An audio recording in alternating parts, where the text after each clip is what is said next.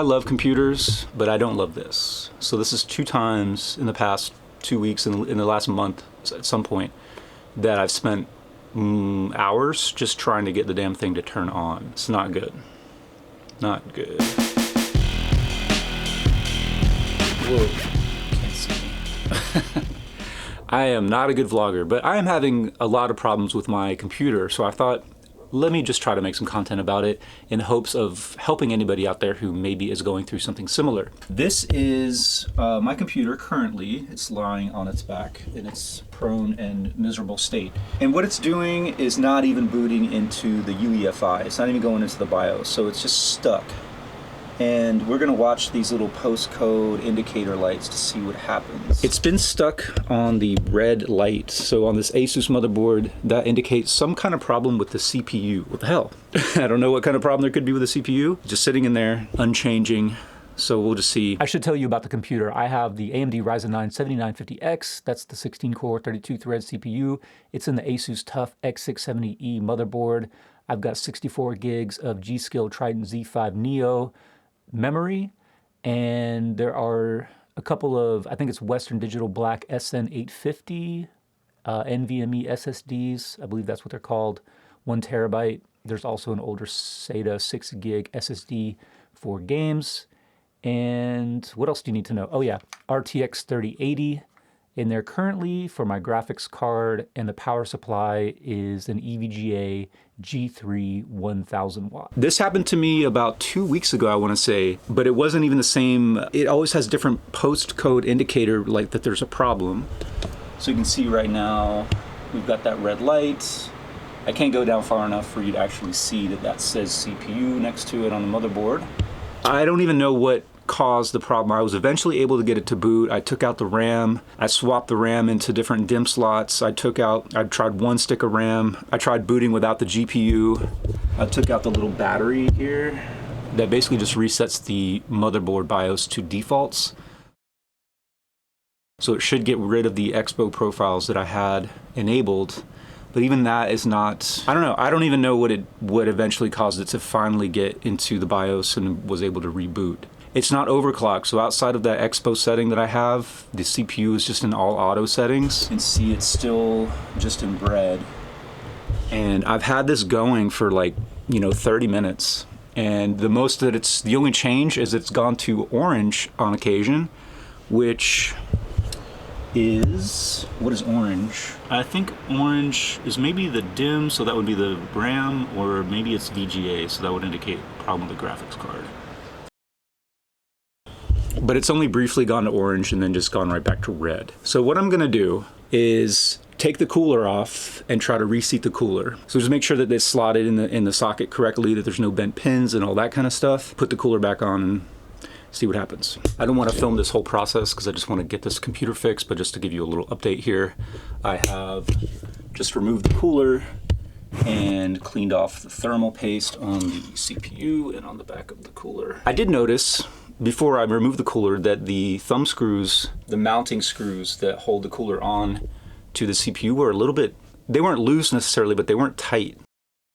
I don't know how that happened. But I tried, before I removed the whole thing, I did tighten them and then try to boot to make sure it wasn't just like a loose contact with the cooler, but it still didn't boot. So I've taken it off and we'll see. We're gonna take a look at the CPU and we'll really at the pins on the motherboard, see if there's anything going on there. All right, I don't know how well you'll be able to see down there, but I'm not seeing anything. Any damage. Those pins are so small, it's really hard to see. If I don't see anything that's bent, I don't know. Grr. Okay, so cleaned it off, and I spilled a little bit of alcohol down in there, so I had to dry it out. So I think we're ready to just lay this back in there, see what happens. Okay, let's do it. Yeah, there's a little arrow here on the corner. Okay, right in the top left corner. And then, I know you can't see it, but there's a little arrow too printed on the little socket here. So that's how they match up. So we're just gonna set this in here gently. That's it.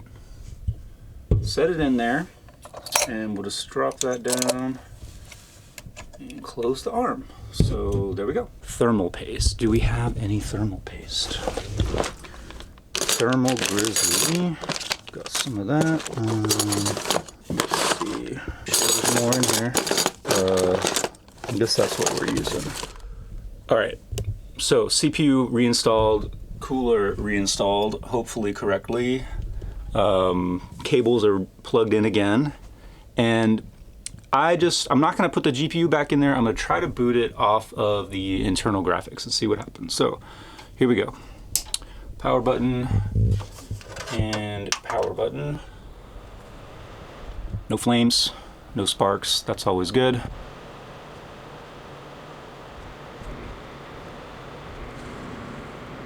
Oh, what?